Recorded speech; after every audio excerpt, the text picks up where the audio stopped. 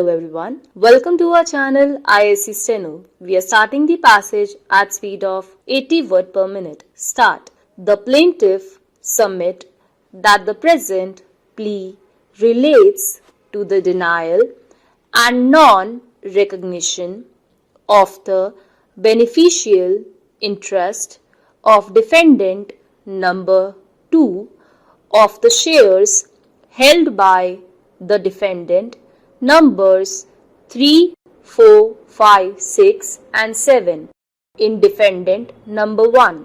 The cause of action arose on 31st/12/2016 when the draft consolidated financial statement of defendant number 11 records deconsolidation of its accounts with those of defendant number 2 for the reason that there is absence of confirmation of beneficial ownership from the legally registered shareholders of the entities.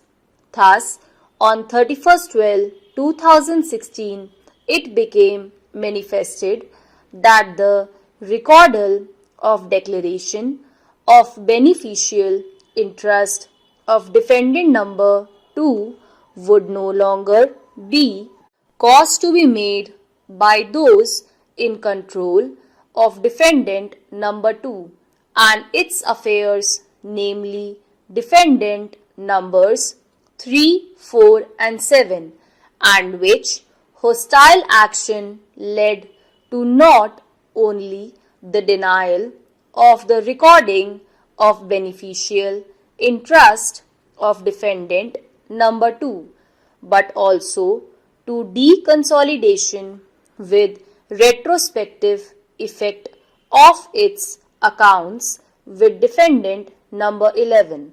With the deconsolidation of accounts, it became clear that a hostile action denying the beneficial interest of defendant number 2 stood taken by defendant numbers 3, 4 and 7. The cause of action further arose on 7/6/2017 when defendant number 1 refused to acknowledge the beneficial interest in the suit shares. The cause of action further arose when defendant number 1 through defendant number 10 on 27/6/2017 once again refused to acknowledge the beneficial interest in the suit shares.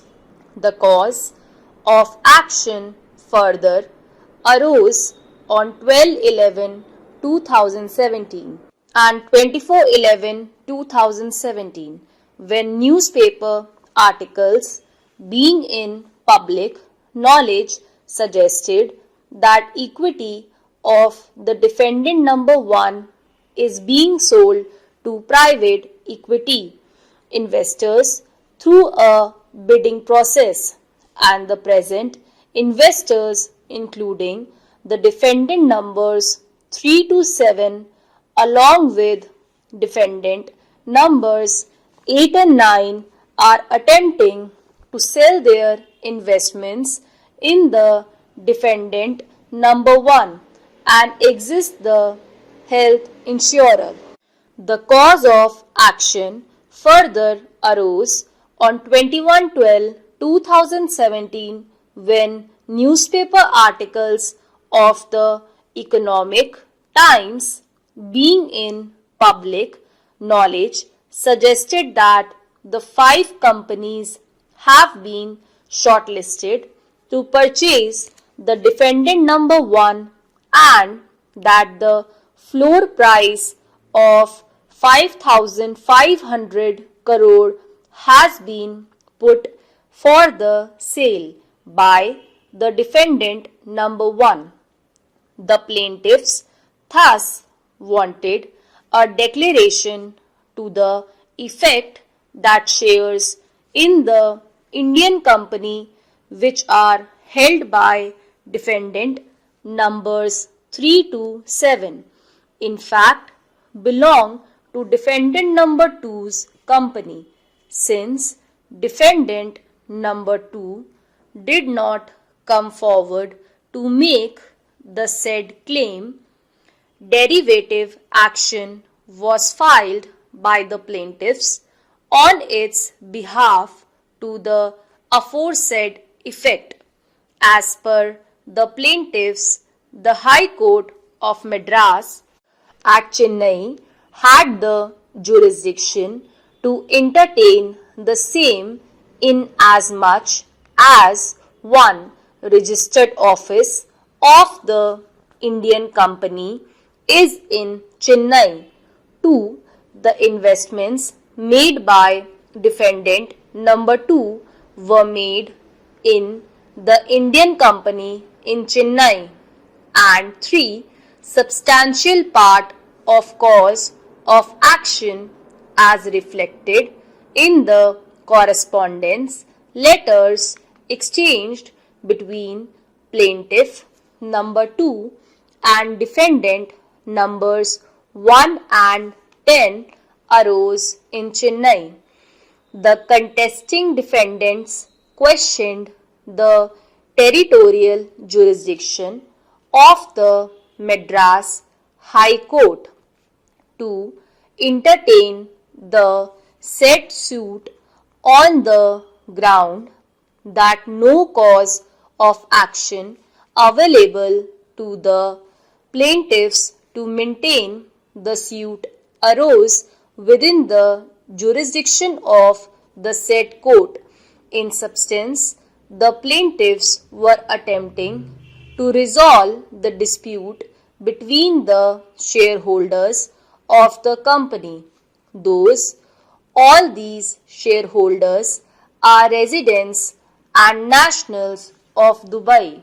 Moreover, they are claiming that though shares are in the names of defendant number 3 to 7, it is defendant number 2 which has the beneficial interest therein, and even defendant number 2 is a foreign entity which is covered by the foreign law. Likewise, the interrelationship between defendant number 2 and the plaintiff is also covered by the foreign law. It was additionally contended that the claims made by the plaintiffs are not enforceable even under the Companies Act 1956 or the Companies Act 2013. As far as inter disputes between the plaintiff and the contesting defendants, who are all shareholders of defendant number 2, are concerned, they have arisen in Dubai, which is outside the territorial jurisdiction of Chennai. C.A. Sundaram, Neeraj Kishan Kaul and others learned senior counsel appeared for the plaintiffs.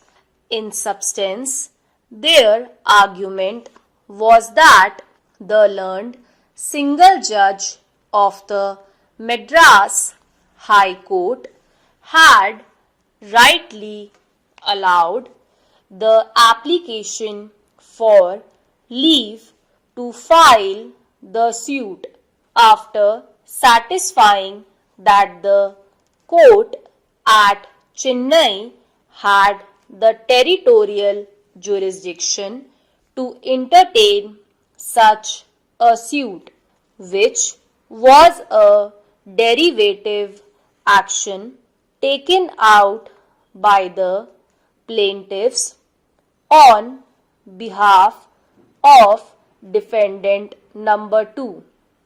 It was highlighted that even if defendant number 2 was a Dubai company of which plaintiffs and defendant number 3 to 7 were the shareholders.